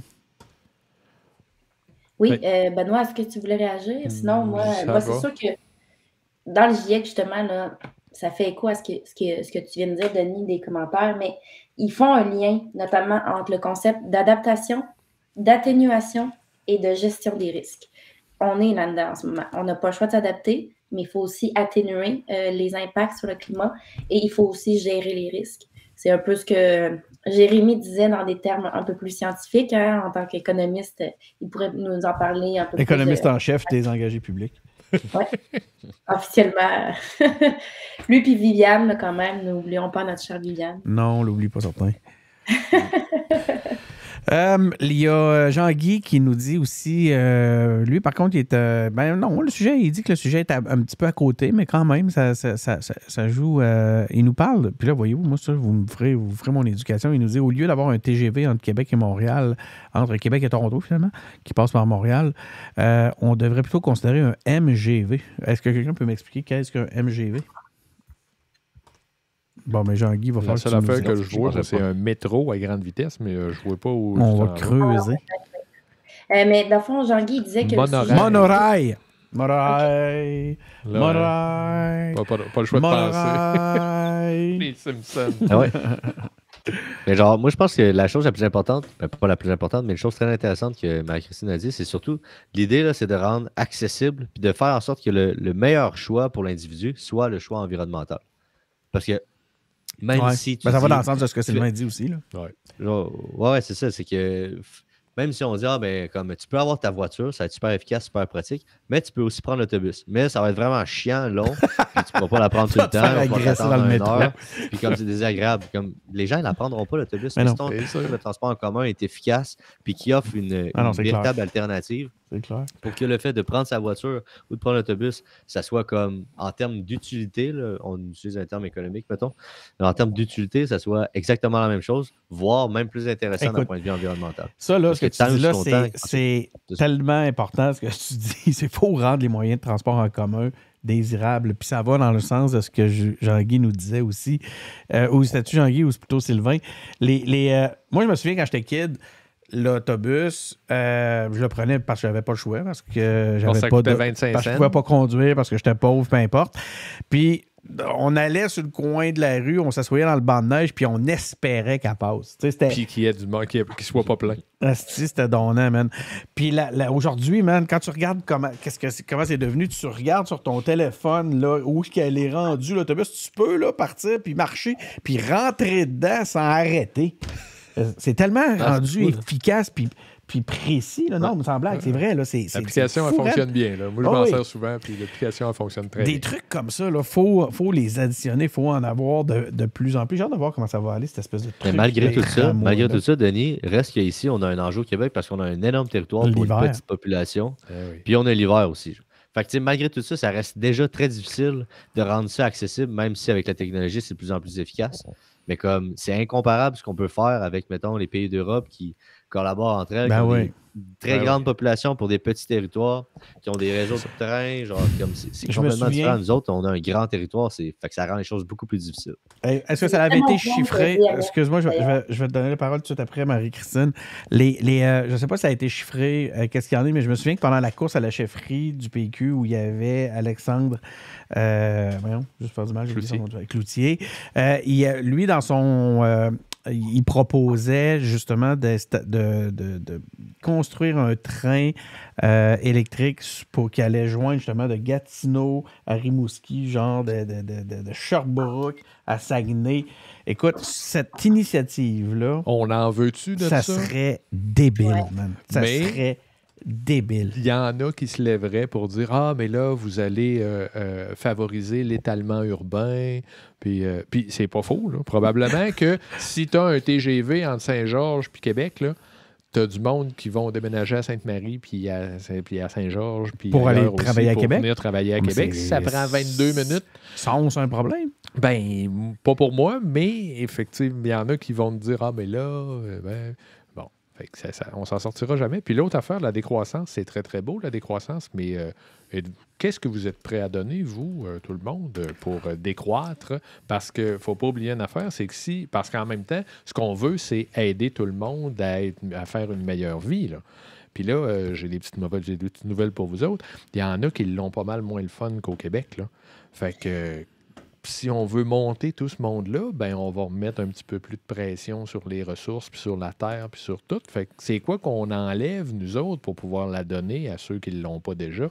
La décroissance, c'est bien le fun, là. Les gens ils disent « Ah, moi, je suis pauvre, je me promène à pied en autobus, je fais du vélo. » Mais t'es encore un gars ou une fille qui dépense plus que pas mal, une assez bonne proportion de la population. Ben là, déjà, là, Fait si qu'à on un veut moment donné, regarder... Une question pour moi, ça, Si je on pense, veut là. faire notre D'accord. émission, si on Ouais. veut calculer notre émission per capita, on est dans la marde juste à cause, juste avec ce que l'Alberta nous met sur le dos, même ici à Charlebourg, on est dans le trouble. Vas-y, Marie-Christine. Ben, en fait, c'est une bonne question, Benoît, mais tu sais, ça, la décroissance, tu remarqueras, je ne l'ai même pas abordé quand je parlais de mon sujet, mais bon, on en parle, la décroissance, OK? Puis mettons, on essaye d'appliquer le conseil de Hugo Cordeau, qui est quand même un doctorat en économie, là. Fait qu'on s'entend, c'est pas un hippie de gauche là, non plus. Mais bon, OK, Ouais. on va parler de la décroissance, mais dans une perspective de qu'est-ce qu'il y a pour les gens, qu'est-ce que ça pourrait leur apporter. Mais à place là, d'avoir des garde-robes qui débordent, de bébelles, de linge qui se crapent au bout d'un an et demi, de choses que tu n'aimes plus, que tu ne mets pas, ça traîne partout, ça déborde, puis tu as l'impression que ta maison est surchargée de stock, ben, qu'est-ce que tu penserais d'avoir des choses que tu aimes vraiment, que tu vas en prendre soin et qui auront été produits au Québec, que tu vas être fier de dire que tu auras encouragé ton économie locale et ça va être vraiment des choses de qualité. Ça ne sera pas cheap. Puis, si tu es tanné, ben, il va y avoir en place des réseaux de qualité pour échanger le matériel de qualité que tu auras gagné. Ça, c'est un exemple pour le neige. Mais on pourrait penser, par exemple, toi, tu habites en appartement, tu as besoin d'une perceuse à peu près une fois ou 2 ans. Pourquoi pas, il y en aurait des systèmes de prêt faciles pour des outils, plutôt que tout le monde ait une scie à chaîne qu'il s'en sert à peu près jamais. C'est sûr que donc, si tu ça, c'est un veux exemple. percer un trou avec une scie à la chaîne, là, c'est compliqué. Non, mais je dis les premières choses qui me viennent en tête. là. Puis, tu sais, je te dis pas, voici la solution. J'émets des pistes de réflexion qui peuvent être intéressantes, de dire, on n'a peut-être pas besoin de posséder tout, mais est-ce qu'on peut mettre ces outils-là en commun? Tu sais, c'est un peu le même principe que Communauto. C'est ça. Certaines personnes vont dire, Communauto, c'est pas pour moi. OK, parfait. Mais certaines personnes vont dire, ah, mais moi, je trouve que c'est vraiment pratique Communauto pour moi, par exemple, parce que j'ai pas envie d'avoir un auto, mais quand j'en ai besoin, c'est accessible. Est-ce qu'on peut aller dans cette optique-là? Puis là, J'espère. c'est pas de dire c'est de la décroissance, on va te retirer tes Non. privilèges. C'est ça. Là. Moi, je veux pas dire que je compte tout ça. Je comprends tout ce que tu dis, puis je suis d'accord. J'utilise comme une auto une fois par semaine. Je prends l'autobus tout le temps, puis on fait du covoiturage. Je vais travailler en vélo. Je veux dire, je suis tout pour ça. On embarque tout là-dedans. Sauf qu'il y a une sérieuse vente à faire, là, pour commencer à dire, ouais, là, il va falloir que tu achètes moins de linge, il va falloir que tu checkes ça, il va falloir que tu fasses un petit peu plus attention, il va falloir que tu aies moins de tes choses à toi, puis que tu partages un peu plus. Il y a une sérieuse vente de société à faire là-dedans. Moi, là, écoute, ce qui me désole, tu sais, puis je trouve ça, je vous écoute, puis je trouve ça intéressant, les initiatives personnelles, puis je trouve ça super bravo. Je trouve ça vraiment beau de vous entendre soucieux d'avoir chacun vos initiatives de recyclage. Mais quand tu vois que le vol de compost, quand tu vois que le vol dans l'espace d'un milliardaire là, va émettre là, 300 fois plus écoute, attends, je l'ai ici. Émet entre 300 tonnes pour un vol de 4 passagers de comment il appelle ça, des tonnes de dioxyde de carbone. Alors qu'un avion va en faire 3, puis on sait qu'un avion, c'est problématique, puis qu'il va traîner quoi, une 60aine de personnes? Je sais pas comment il y a de monde dans un avion.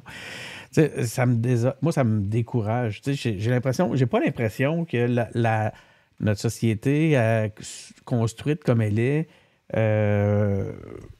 ça a l'air plus d'une mode individuelle, les initiatives écologiques. Tu sais, quand tu vois qu'on continue justement à exploiter les gaz bitumineux en Alberta, puis tout ça, je me dis, collectivement, à l'échelle mondiale, à l'échelle économique, il n'y en a pas de volonté d'arranger les choses. Est-ce que je suis punk en disant ça? Est-ce que je suis trop défaitiste? Ben moi, je te dirais, fâche-toi, Denis. Et fâche noir. Vas-y, vends-les, les idées. Allez, les gars, là, c'est vous aussi, c'est nous, tu sais, je veux dire, c'est pas, faut pas attendre les autres. À un moment donné, la démocratie, c'est ça, hein, c'est l'association politique autour de des idées. Puis quand M. Cordeau, dans son texte, disait, ben, il faut que nos élites soient mieux au fait du niveau scientifique auquel on est arrivé, bien, c'est un peu ça, c'est de libérer le savoir scientifique qu'on sait sur la crise environnementale, les solutions qu'on peut, et ne pas attendre que nos élites politiques le fassent seuls dans leur coin. Il y a comme quelque chose comme... Ouais. On sort là, tu sais, vas-y, Denis, Ben, parle-moi-en du voyage. Moi, je suis 100% derrière toi. ben, je pense que Benoît, moi, je suis d'accord avec toi aussi, là. Tu sais. l'implication en politique, le fait de favoriser justement, de valoriser justement la participation aux décisions collectives, comme on le fait aux engagés publics, c'est déjà quelque chose d'intéressant. Donc, allez voter. Allez voter si vous voulez que ça arrête. Puis, je pense que déjà, ça peut faire quelque chose. Peut-être certains vont me dire, quelques cyniques vont me dire que je suis naïf dans ce contexte-là. Oui, c'est ça. On Mais, est des démocrates, fait que nous autres. on est des démocrates, on fait est qu'on naïfs. on est naïfs, puis on est niaiseux. On va passer à un autre sujet. Pas que c'est pas important, c'est qu'on a le temps file. Il nous reste 10 minutes avec vous. Il y a Sylvain qui dit merci à Marie-Christine pour ses propos. Il dit il existe tellement de solutions. Il t'écoute, puis il est motivé. Donc, vois-tu, tu as agi sur...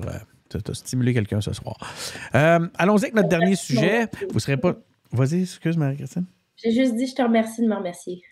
C'est Sylvain qui te remercie. Merci Sylvain, je te remercie de me remercier. Ça, j'aime ça.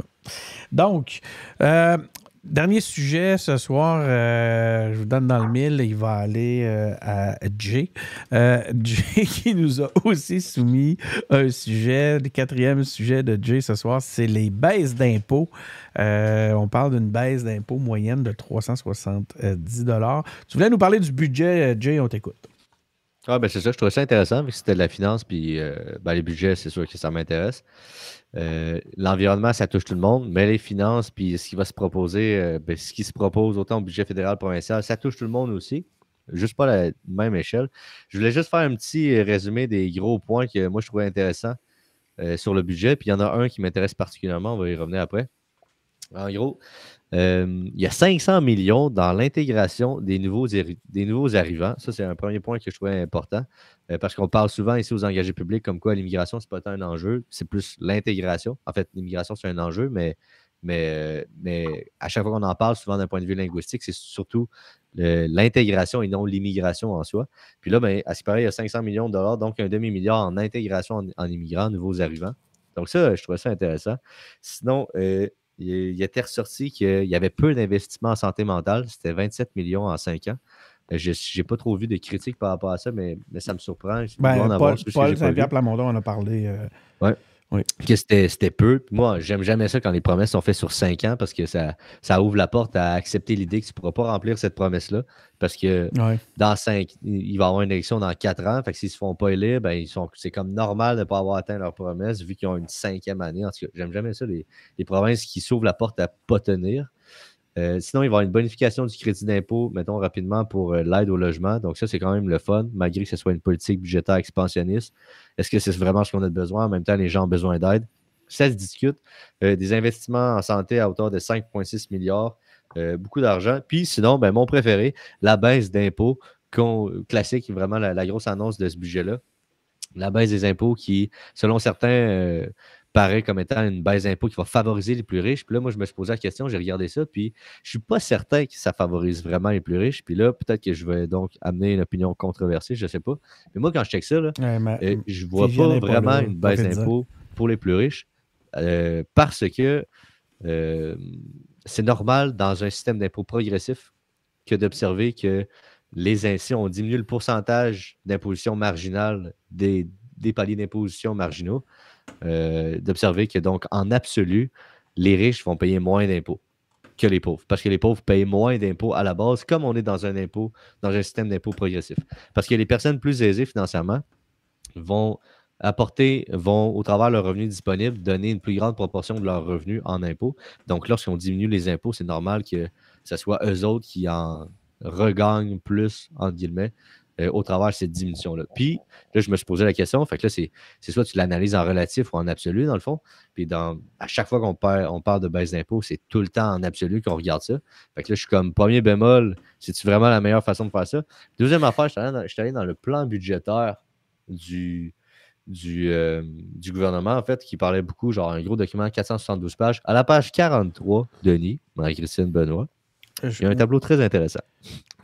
À la page 43, tableau B.3, vous irez voir si jamais ça vous tente. Je le trouve intéressant parce que ça disait ça disait que Page dans le 44, fond, tu dis? 43. page 43. 43. Je ne sais pas si on va être capable de le voir, mais en tout cas, ça disait jusqu'à 49 275 $ avant le taux d'imposition. Je pense que c'était moyen ou marginal, là, je ne suis plus sûr à 100%. Le taux d'imposition, c'était de 15%. Oui, là, il y a différentes braquettes là-dedans. Je pense que c'est peut-être un taux moyen, ça. Puis là, ça dit qu'après, c'est 14%, donc il y a une diminution de 1%. Ensuite, l'autre braquette de personnes qui va être suivante, 49 000 à 98 000. Là, j'évite les petits décimales. Avant, c'était 20%, ce taux d'imposition-là. Maintenant, c'est 19%. Et ce qui est intéressant, c'est que de 98 000 à 120 000, il n'y a aucune diminution de taux de pourcentage de taux d'imposition. Et de 120 000 à plus, genre mettons à 500 000, il n'y a aucune diminution du taux d'imposition. Donc, techniquement, là, la manière dont c'est construit, puis de ce que j'ai lu aussi, parce que j'ai essayé de voir différentes opinions, cette baisse d'impôt-là s'attaque surtout aux gens dans la classe moyenne, bien avant de s'attaquer aux riches, bien avant de rendre ça plus facile pour les riches, parce que c'est les dollars générés entre 20 000 $ environ et 98 000 $ qui vont être impactés par cette baisse d'impôt-là en termes de baisse de taux d'imposition marginal. Plutôt, et ce n'est pas le cas en fait pour les dollars qui sont faits à partir de 100 000 $ et plus. Et si ça avait été le cas, peut-être que ça aurait été différent, ma réflexion, mon analyse. Mais selon ce tableau-là, ce que je vois, c'est qu'il n'y a pas de diminution de taux marginal en termes de pourcentage d'imposition. Il n'y a pas de diminution du pourcentage d'imposition sur chaque dollar qui est fait à partir de 98 540 $. Puis ça, c'est vraiment, selon moi, en tout cas, de ce que j'ai pu regarder rapidement, ce qui est important à regarder quand vient le temps de savoir si on diminue ou non les impôts des plus riches. Pas juste, quand tu fais 100 000 $, tu vas avoir une diminution de 800 quelques $. Puis quand tu fais 20 000 $, tu vas juste avoir une diminution de 8 $. Parce que juste ça, c'est regarder les choses en absolu. Puis c'est normal que le moyen entier va avoir une moins grosse diminution. À la base, il n'en paye déjà pas d'impôts. Puis c'est normal que lui qui est plus aisé va avoir une plus grande diminution parce que lui, en termes de revenus disponibles, il en dépense énormément d'argent d'impôts. Donc, ça, en tout cas, faut comme. Bref, je veux juste amener une opinion nuancée parce que dans les médias, c'est vraiment sorti comme étant une baisse d'impôts les plus riches. Puis je ne suis pas convaincu que c'est ça. Benoît, est-ce que tu supportes la... Ouais, ok, je le. Seigneur. On t'écoute, Benoît. Est-ce que Je t'écoute, Benoît. Est-ce que tu appuies l'analyse de Jay? Je suis obligé d'avouer qu'il y a un grand bout où je ne peux pas me prononcer parce que c'est au-delà de mes compétences. Ce que je vais dire dans l'absolu, c'est que je le sais que c'est populaire, là, puis tout le monde parle de ça, des baisses d'impôts, mais c'est-tu vraiment si important que ça, les baisses d'impôts? Le monde est-tu vraiment pris à la gorge là, que la personne qui fait, je ne sais pas combien, là, je ne dirais pas de chiffre pour rien, mais mettons que tu fais un certain montant de salaire, puis là, ben, la baisse d'impôts que tu vas avoir, là, c'est-tu vraiment ça qui va te sauver la vie? Là? Les plus démunis, OK, c'est correct, il faut s'assurer que ces gens-là puissent en avoir assez, je comprends tout ça. Moi, je viens d'être là, fait que j'ai pas le droit d'être contre ça, mais ça fait-tu vraiment une différence? Je suis vraiment pas sûr de ça. Mais moi, je suis très d'accord avec toi, Benoît, parce que là, je viens de parler un peu du fait d'opposer l'idée de baisse d'impôts des plus riches ou baisse d'impôts des pas. En tout cas, le contraire, je ne sais pas si c'est clair. Mais en soi, moi, je suis contre une baisse d'impôts. Parce que ça veut dire une réduction de la taille de l'État. Exact. Ça veut dire moins de services publics. Puis ça, en soi, moi, je suis contre ça. Fait que là, moi, je parlais vraiment, mon petit monologue, là, c'est vraiment à l'égard du fait de est-ce que c'est une baisse d'impôts qui favorise les plus riches, oui ou non? Mais à l'autre question, est-ce qu'on est pour ou pas une baisse d'impôts? Moi, si j'avais à voter pour ça, j'aurais voté contre. Parce que c'est, comme j'ai dit, ça favorise une réduction de l'État puis moins de services publics. Les gens vont continuer à chialer qu'il faut plus des meilleures routes. Les gens vont continuer qu'il faut plus d'investissements en santé mentale. Puis là, ce qu'on vient de faire, c'est réduire cette capacité-là à faire ces choses-là que les gens continuent à demander. Essentiellement. Marie-Christine? Ben écoute, moi je m'étais dit un peu la même chose que Benoît. Moi aussi, c'est pas mon terrain d'expertise, mais je me demandais effectivement quel impact ça aurait dans les portefeuilles des gens d'avoir 200 $, je sais pas c'est combien, 360 je pense, en tout cas. 360 sur 100 000, là. Ouais. Si tu es rendu à tes 360 dernières piastres puis que ton salaire c'est 100 000, tu as un problème de gestion, pas un problème d'argent. Comme dirait McSween, en as-tu vraiment besoin? Ouais. Ben, je l'ai ici, comment oui. c'est séparé, mettons, je vais juste vous dire ça vite, j'aurais dû le dire tantôt. Selon un graphique qui a été fait par RDI Economy, si tu fais 20 000 $ par année, tu vas avoir une diminution de 8 $. d'impôt, ce qui est vraiment pas gros. Si tu fais 40 000 tu vas avoir une diminution de 210 Si tu fais 60 000 c'est 428 Puis 428, by the way, ça se rapproche du 500 qu'on a eu du chèque. Fait que, tu sais, si on se pose la question si c'est vraiment utile, est-ce que le chèque, lui, était vraiment utile de 500 qu'on a tous reçu? Puis le 100 000 si tu fais 100 000 ben, c'est une diminution d'impôt de 814 Fait que, tu sais, mais je suis d'accord avec Benoît, tu sais, quelqu'un qui fait 100 000 c'est tout le temps une grande chose, 814 mais en même temps, lui, il y a une plus grande proportion de son revenu qui part en impôt. Ouais. En même temps, c'est une volonté d'avoir un système d'impôt progressif, c'est une façon de réduire les inégalités. Fait que, tu sais, il y a débat, là. C'est vraiment un bon débat. Je suis assez d'accord avec vous, mais j'ai quand même je vais amener une contrepoids à ce que vous êtes en train de dire, parce que moi, les baisses, quand on dit « Ah, ouais, c'est une baisse d'impôt qui ne vaut pas la peine », c'est parce que c'est une question de principe aussi. Moi, j'aimerais qu'on regarde l'optimisation, la façon dont on utilise l'argent. C'est pas juste une question de dire « On garde l'argent puis on en ajoute ». Parce que si on se dit en baisser les impôts de 300 $, c'est pas significatif, ben, ça veut dire que les montées de 300 $, c'est pas significatif. Mais c'est à coût de montage de 300 $ qu'on en vient à payer des impôts de débile mental.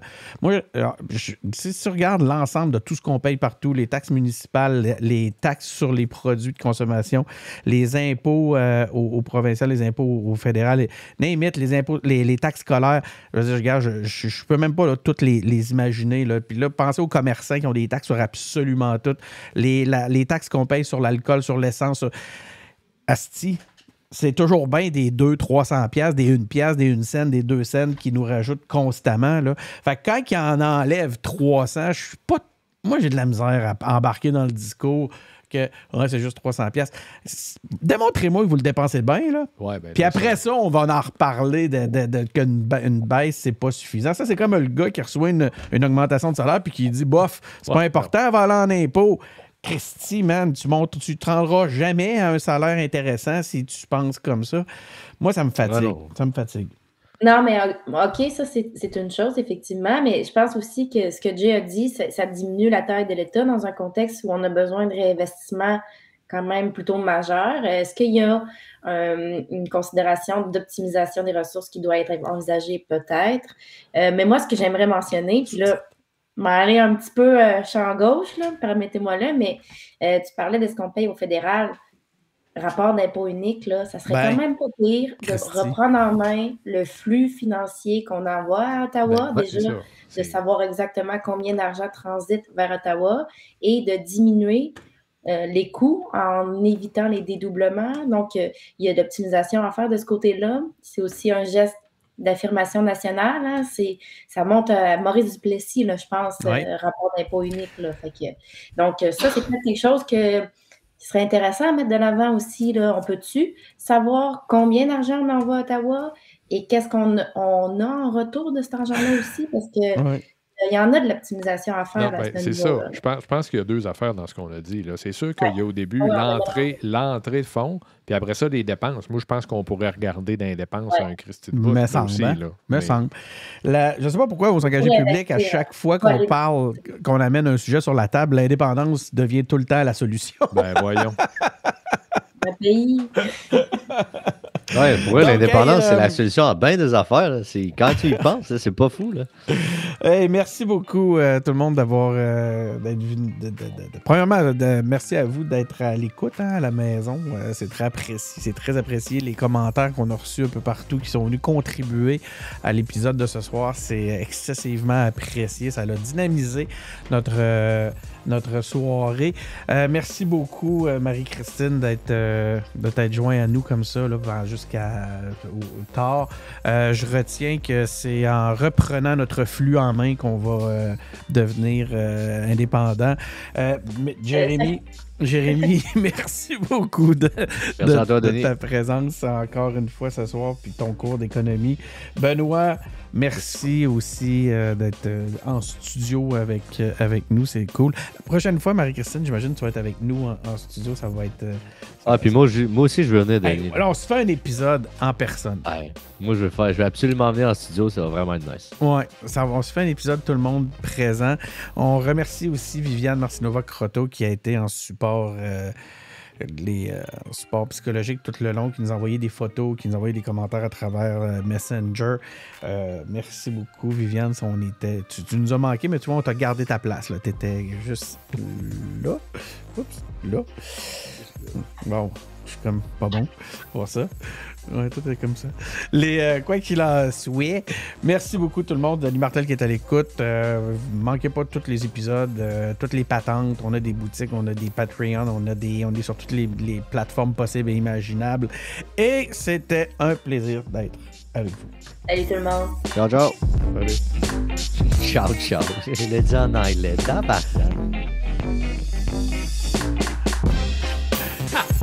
C'est l'anglais. Ciao, ciao. Ouais, ça va être Ciao, ouais. C'est pas italien, Ça va être italien.